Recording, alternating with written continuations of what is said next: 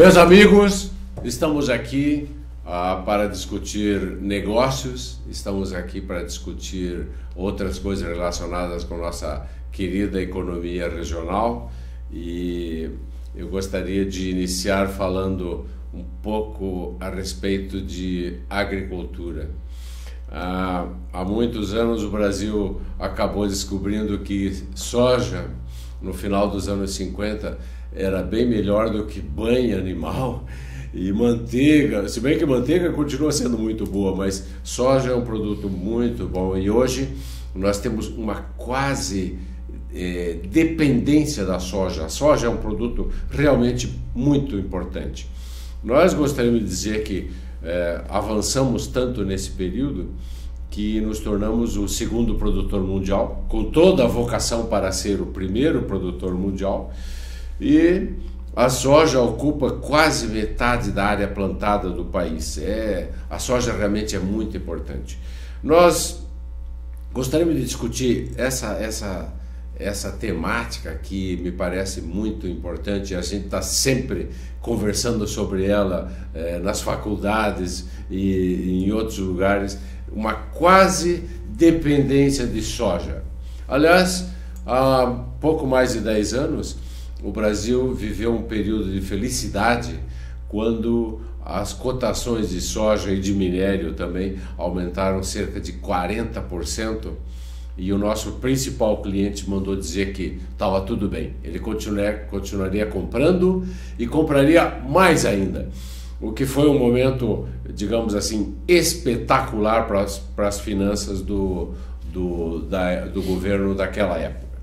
Bom, nós gostaríamos de conversar hoje com o senhor Oswaldo Uncini, que é um empresário agrícola e também ex-político de sucesso, e já ocupou a posição de secretário de Estado aqui como secretário regional de desenvolvimento, e é vice-presidente da cooperativa Cooperplan. E a Cooperplan vende aproximadamente 100 milhões de reais por ano, o que significa que é uma empresa de vulto bastante respeitável. Vamos começar conversando com o senhor Oswaldo Uncini. Então, como que está o mercado externo de soja, senhor Oswaldo? Hoje, ele está favorável? As cotações estão, digamos, razoáveis, ou estão deprimidas por causa a crise europeia e mundial lá dos países desenvolvidos, que afinal está se resolvendo, mas não está completamente resolvido? Como é que estão as cotações de soja no mercado internacional? Na verdade, as cotações de soja no mercado internacional, elas estão boas, né? Ela já teve no ano passado a 17, 18 dólares por bushel, né?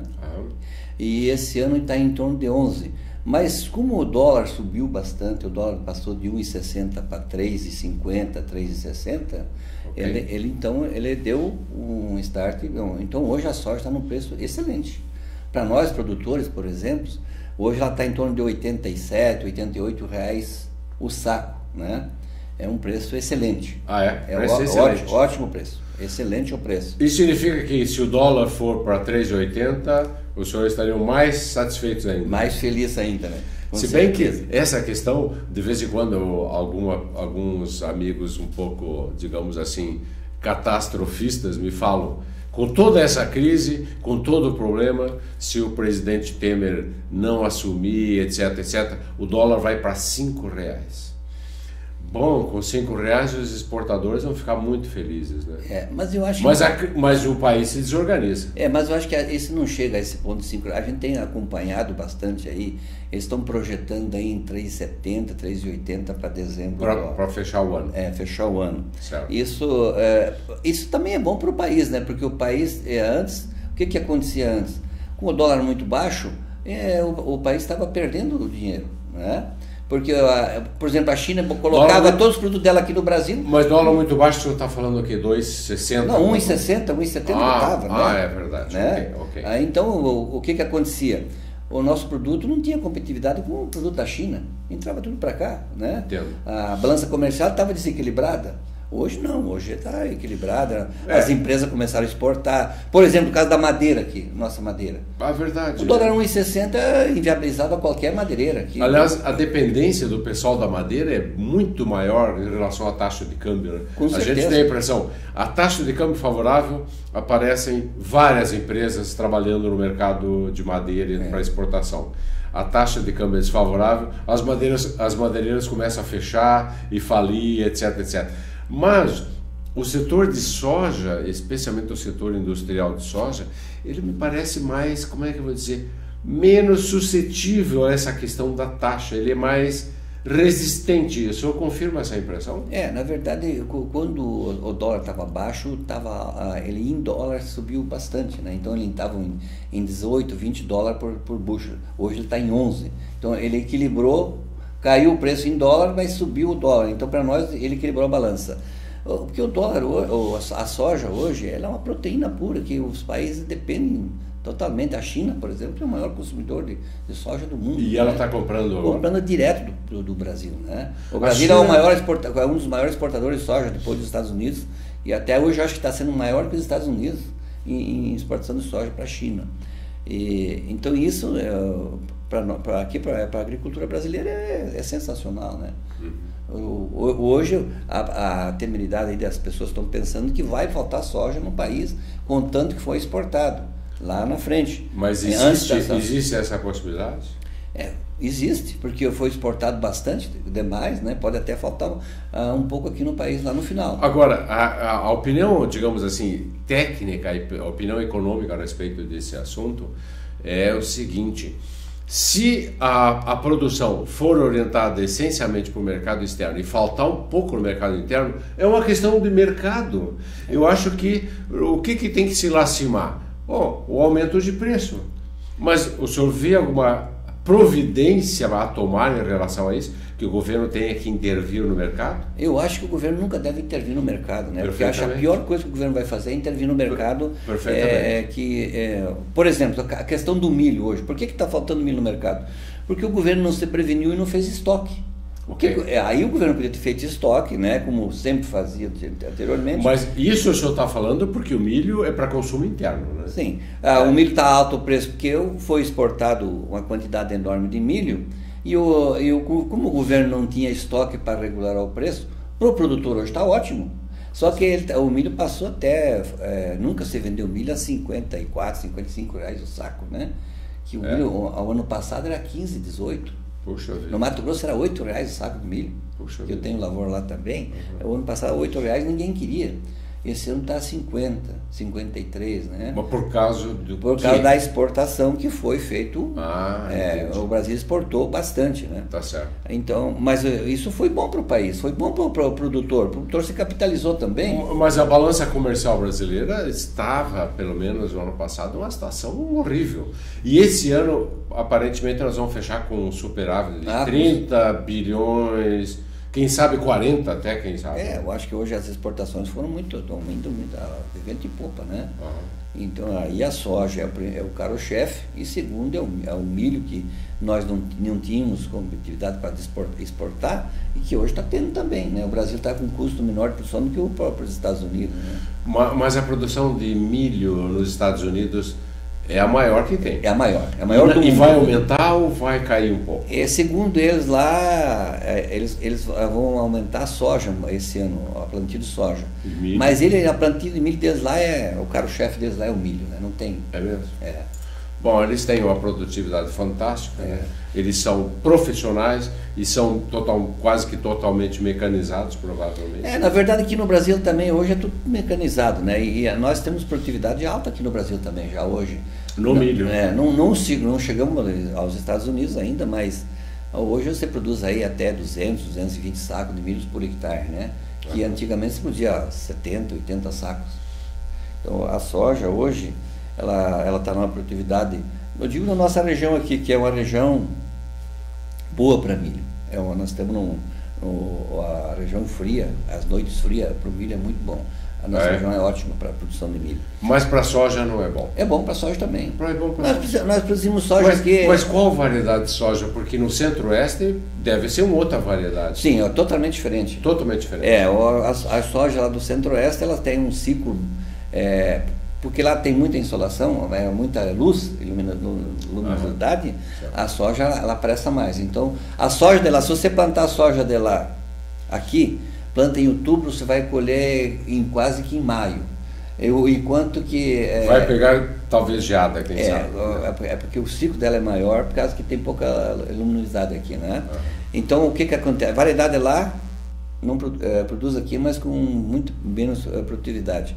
Então, é totalmente diferente as variedades. E eles têm a vantagem do Centro-Oeste da safrinha, não é verdade? É a safrinha de milho, né? O que nós temos... E aqui nós temos a safrinha? Nós não temos safrinha de milho, mas temos a safra de inverno, que é o trigo, que eles não têm, né? Ok. Então, por exemplo, nós plantamos trigo no inverno, trigo em mês de julho, colhemos em dezembro e colocamos feijão ou soja. Então fazemos 2 safras no ano. Ok. Então esse é... Excelente. Então a nossa safra aqui não é de safrinha, mas é safra de inverno, né, que é totalmente diferente. Ou então as pessoas fazem também safra de verão com a soja e pastagem para engordar gado no inverno. Também está se fazendo muito isso, né? Aliás, eu estava pensando em lhe perguntar a respeito disso, essa integração bovino e soja, mas eu gostaria de fazer uma pergunta, Zoncini, que é: se a gente medir a produtividade não por tipo, né, digamos, soja, milho ou trigo, mas a produtividade por grãos, nós tendo 2 safras aqui e o Centro-Oeste também tendo a safrinha, etc., nós teríamos uma produtividade parecida? A safrinha de milho no Mato Grosso, quando é um ano normal, né, como foi o ano passado, ela produz menos, ela produz em torno de 80 a 100 sacos por hectare, né? Com uma safra normal aqui você é 170, 180, né? Mas daí é a safra normal. É claro que lá as extensões territoriais lá são muito maiores, né? É verdade. Lá um produtor que planta 2.000 hectares é mini, lá o cara planta 10, 15, 20, né? Então esse é o que está aí. A questão da produtividade mais ou menos se equilibra, né? O problema do que o trigo aqui não tem um incentivo muito bom para trigo. O preço do trigo é muito baixo. E a qualidade? A qualidade do trigo é boa. É boa? É boa. Não se compara com o trigo da Argentina e nem dos Estados Unidos, porque lá tem uma qualidade bem superior. Mas a nossa qualidade é boa. Mas dá para consumir no mercado interno, perfeito? Com certeza, absoluta. Nós temos Mas seria no mercado interno que é um trigo de segunda, algo assim? Não, primeiro. Então, o trigo é classificado por tipo 1, 2 e 3, né? Tipo 1 é o que dá até acima de 78 de pH. Baixou o pH de 78, ele passa para tipo 2, da 75, que 76. Que é o que nós produziríamos? Não, nós produzimos até com 80 de pH, 84. O trigo tipo 1 aqui é a primeira.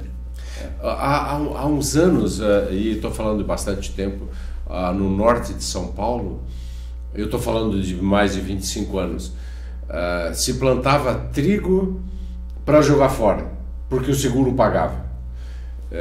Essa situação não existe mais. Não existe mais, né? Na verdade, aconteceu. Por que aconteceu isso? Muitas coisas no Brasil. Calcário e papel, como aconteceu anos atrás, né? O cara comprava calcário só no papel e não aplicava na área. Aconteceu que daí o governo subsidiava, né? Por isso que acabou o subsídio do governo hoje, não tem mais subsídio. Porque as pessoas não souberam aproveitar aquilo que veio de bom, né? Entendo. Entrou os atravessadores no meio, que não eram sérios, e que acabaram prejudicando quem trabalhava sério, entendeu? Entendo. Então, hoje não existe mais subsídio na agricultura.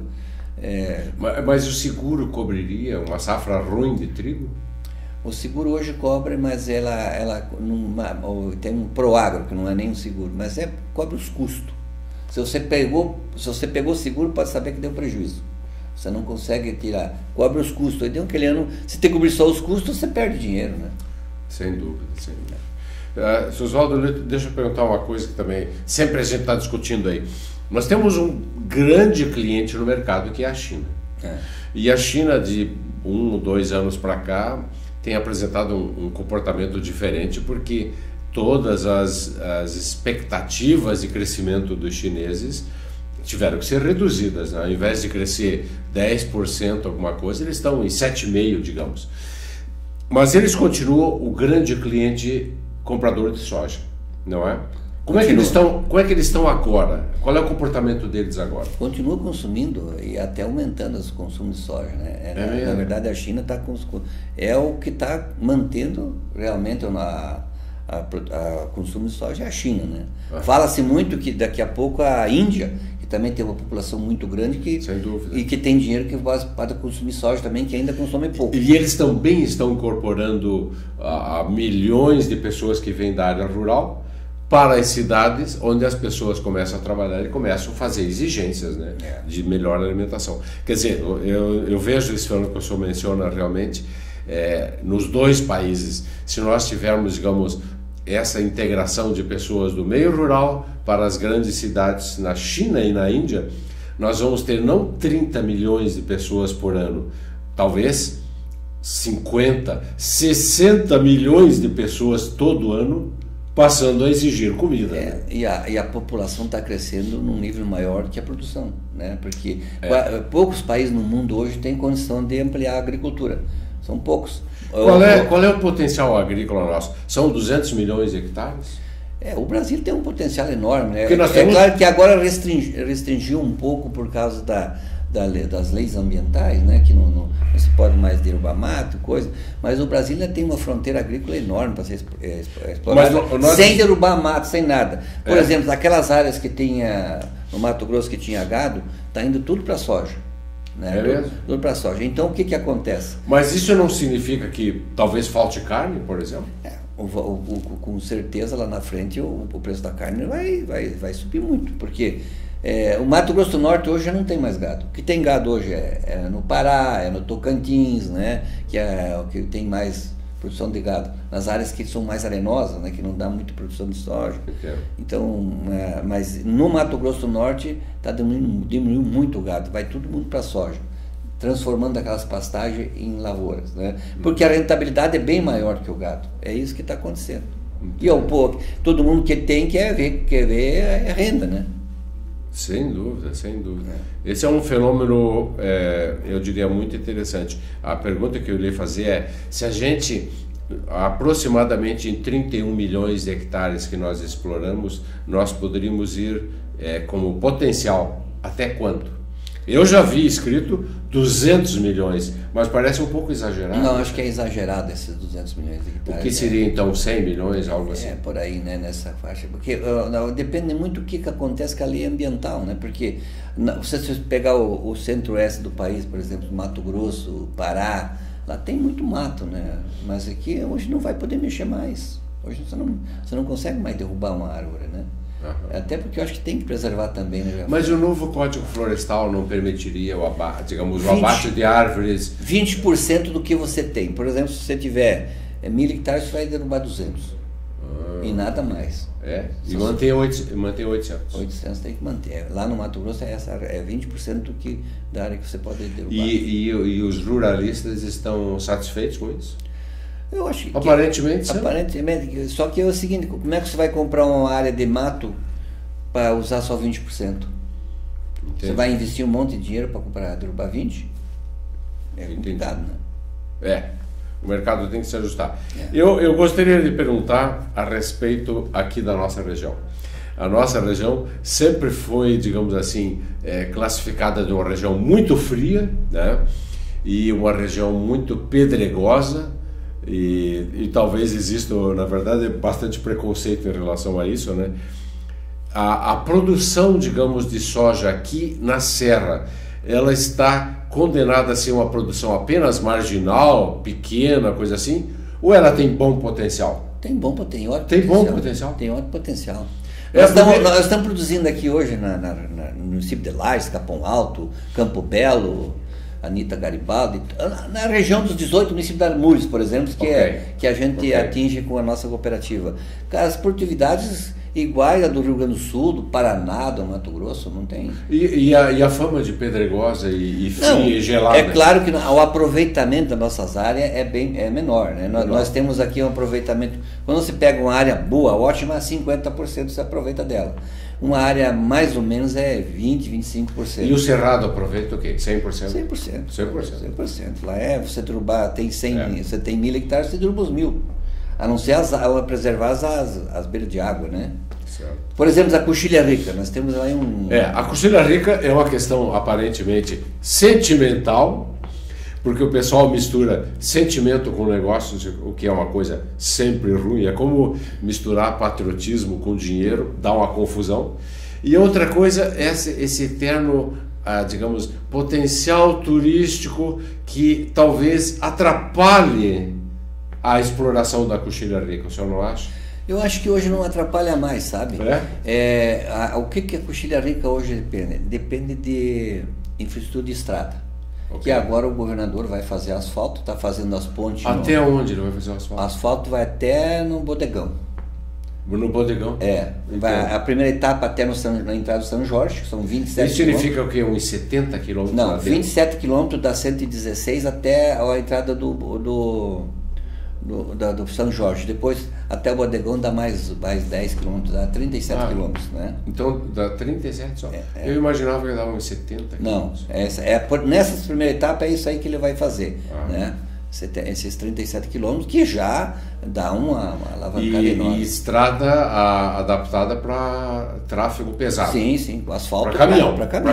Asfalto para transporte de carga pesada, né? Essa é uma bela obra. Já está sendo construída as pontes do essa obra não é como algumas pessoas também lhe falam, e eu não sou do ramo, então às vezes eu também fico ouvindo coisas. Essa obra ela não vai, digamos assim, arruinar a Coxilha Rica do ponto de vista sentimental, turístico, não é o caso, não? De jeito nenhum. Eu acho que se tiver uma estrada, você pode fazer Como é que um turista vai chegar de fora e pegar uma estrada que nem a Coxilha Rica para chegar lá? Ele destrói o carro antes de chegar lá. Agora, se tiver uma estrada boa, você pode ter uma hotel fazenda lá na Coxilha Rica, com asfalto, coisa, com viabilidade para chegar tranquilo, né? Como é que você vai entrar numa estrada daquelas lá? Me diga. Não tem. Alguns começaram a fazer hotel fazenda lá e acabaram fechando, porque ninguém mais consegue ir, né? O dia que chove, barro, coisa. O turista que vem para cá, que tem dinheiro para gastar, ele quer conforto. Perfeitamente. Ele vai colocar o carro importado dele na lama, ele não vai querer.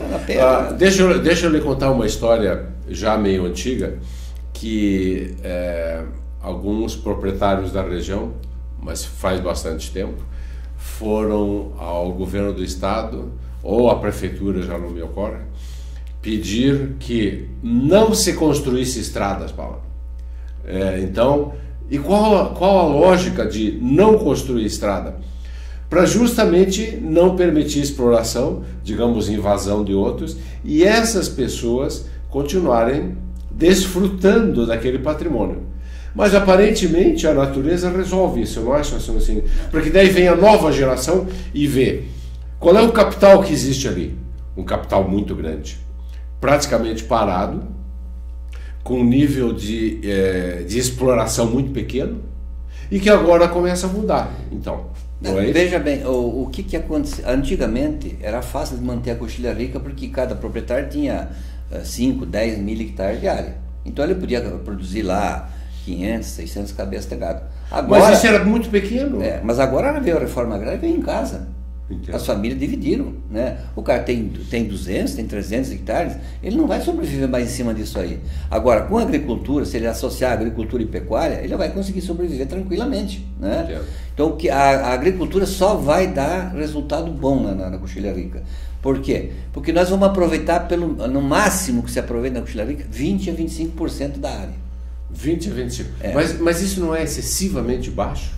É baixo, mas é só morro e pedra. Então, o que você vai? A agricultura tem, ela tem tem locais que você pode arrancar as pedras e produzir, mas tem locais que não existe. Mas e aquelas planícies, digamos assim, muito românticas da Coxilha Rica, extremamente planas, etc., são aproveitáveis? São aproveitáveis. Desde que tire pedra. Não, tem algumas pedras pelo meio, mas tem áreas que também não tem, entendeu? Entendo. Então tem muitas áreas boas na Coxilha Rica, mas é uma extensão muito grande, né? É a única extensão territorial do estado de Santa Catarina que está ainda virgem. que tem que ser aproveitado. Entendo. Você imagine, se nós tiver lá 25 mil hectares de área, produzindo 60 sacos de soja por hectare, né? Isso vai dar quanto? Vai dar, que fossem 20 mil hectares, dá 1.200.000 sacos de soja. Se vender a R$80 o saco, quanto é que dá em dinheiro? Isso vem ficar aqui na cidade. Vem para o município. Perfeitamente. O cara vai comprar carro, o cara vai comprar trator, o cara vai pagar imposto, vai pagar salário. Vai pagar salário. Então a cidade dá um salto. Por que Chapecó cresceu? Por que Campos Novos cresceram? Por que Xanxerê cresceu? Deixa eu lhe perguntar então. O senhor mencionou aquela italianada terrível, trabalhadora que enriquece rapidamente do oeste. Foi devido à industrialização ou foi devido à agricultura? Devido à agricultura. Agricultura? Hoje você pega o agronegócio lá, explodiu. Onde é que estão as grandes empresas de indústria de indústria de carne, coisa, de frango, de aves? Estão no oeste. Quantos empregos eles geram? Quanta gente vive em torno daquilo ali? E o cara que produz, entrega lá. Né? É verdade. Então, porque o setor primário é que movimenta a economia, sabe? Porque o que você produz aqui, você não vai... Quando você traz para cá, por exemplo, um supermercado, uma coisa, o dinheiro vai embora. Uma loja. Dificilmente fica aqui o dinheiro.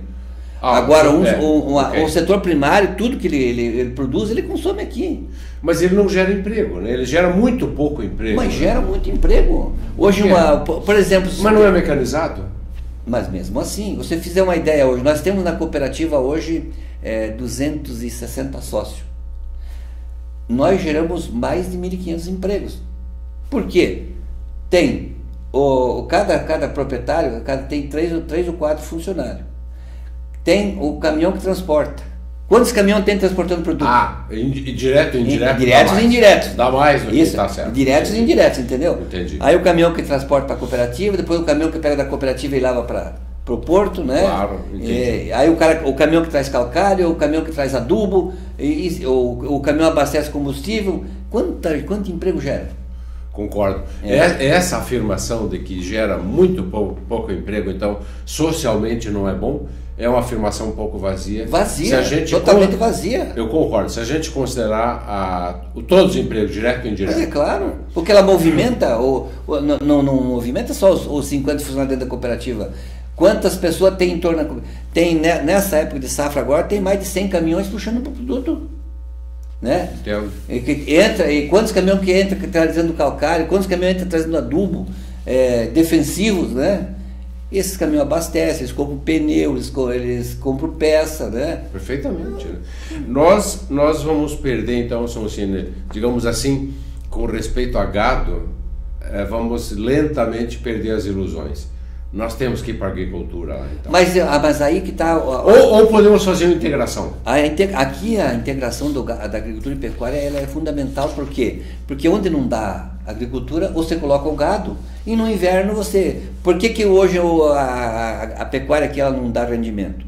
Porque o que você ganha no verão perde no inverno, porque não tem comida, o campo seca, né? Agora, você faz a agricultura junto, no inverno você tem o pasto, você engorda os bois no inverno para vender. Entendo. Então, você, em vez de você diminuir, você aumenta a capacidade do gado. Entendeu? Exatamente. Onde você tinha 10 cabeças, pode ter 20. Porque você no inverno tem comida.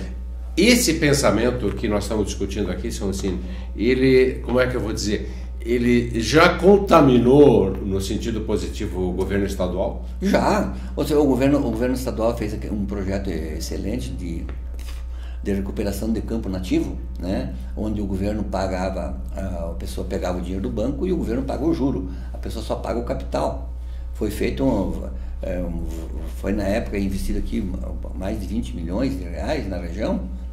Com esse o governo paga o juro, o senhor vai no banco, quer fazer um melhoramento de campo nativo.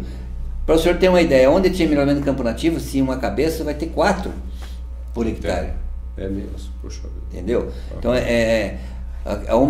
aumentou nesse projeto aí mais de 70 mil terneiros na região. E isso já o senhor levanta aquele assunto de exportação de terneiro. Né? Pois é, por que está exportando? Aí já veio o cara vier de fora comprar o terneiro aqui, pagando um preço lá em cima, pagando à vista, né? Nós temos condição de fazer mais um embarque logo? Tem. Então não estão se preparando para fazer outro embarque, né? Olha, isso é uma coisa ótima, né? Claro, para o produtor também se anima, né? Claro. Ele vai produzir mais terneiro. O que aconteceu? Porque antigamente foram batendo as matrizes, batendo, agora começa de novo. Hoje é melhor vender um terneiro que vender um boi. Você vende um terneiro hoje por base de um terneiro de 200 quilos, dá R$1.500. Entendi. Vai vender um boi por 2,5, então tem que esperar 3 anos. Então o terneiro vende com 6, 8 meses, 10 meses. Né? Eu gostaria de concordar e gostaria de dizer também algumas pessoas que acham que o ponto de vista econômico é muito frio e materialista, mas infelizmente nós temos que perder algumas ilusões e pensar, nós temos que crescer, nós temos que ficar ricos e o trabalho está aí pronto e esperando a gente. Senhor Cine, nós temos o tempo chegando ao final e gostaria de fazer uma última pergunta. Qual é a sua visão como empresário para 2016? Nós vamos repetir o lamentável ano de 2015 ou esse ano nós vamos começar a melhorar algumas coisas? Olha, isso é uma coisa que a gente tem pensado muito e todo mundo está preocupado, porque não sabe o que vai acontecer, né? Porque Esse país está numa situação complicada, né? Você liga a televisão hoje, só corrupção e corrupção em cima de corrupção. Será que o Temer vai ter a capacidade de dar uma levantada no país? Tomara que tenha, né? Sim. E eu acho que o Congresso que também tem que ajudar, porque senão não funciona, as coisas são emperradas, né? Às vezes o governo quer fazer, o Congresso não ajuda. Bom, ele acabou de aprovar o teto para as despesas do governo. Isso foi com a sanção do Temer. Isso é um grande passo, o senhor não acha? Claro. É um grande passo. Eu acho que tem que então, fazer a reforma política e a reforma da Previdência também. Okay. Porque senão não vai acontecer, o Brasil não vai conseguir ir para frente, né? É verdade. Senhor Cine, nós estamos chegando ao final. E o nosso tempo é sempre tanto curto, né? Eu gostaria que o senhor apresentasse suas considerações finais, suas palavras finais, se o senhor preferir. Eu quero agradecer essa oportunidade, né, de a gente estar aqui hoje, né? Porque eu estou na agricultura desde 1969, né? Fui o primeiro plantador de soja que está lá, posso me orgulhar disso, né? Eu introduzi plantio aqui. Quando eu comecei a plantar soja aqui, eles diziam que eu ia morrer de fome, né? E hoje, graças a Deus, a gente vê que a questão está andando com muita frequência. Okay. Muita gente de fora vindo aqui para plantar soja, arrendando áreas na Coxilha Rica, arrendando áreas no Tacílio Costa, Correia-Pino. Eu vou dizer uma coisa para você, ó. As florestas de pinos, aonde não tem pedra, vai virar tudo soja. Já estão arrancando todos os pinos de plantar soja. E isso é muito bom. Claro que o pinos também, mas o pinos leva 20 anos. E o pinus arruína a terra, inclusive, né? A terra acho que não arruína, ela permanece, mas é 20 anos parada para o senhor começar a receber dinheiro. Claro. Quando que a agricultura tem 6 meses já está fazendo dinheiro, né? Então isso aí vai ser uma bola de neve e com certeza nossa região vai ser uma região muito rica ainda. Excelente. Eu gostaria de agradecer aqui a presença do empresário agrícola e vice-presidente da Cooperplan, uma empresa muito ativa e, graças a Deus, muito próspera aqui da nossa região, Sr. Oswaldo Uncini. Muito obrigado e também muito obrigado pela sua preferência, meu caro telespectador, e até o nosso próximo programa.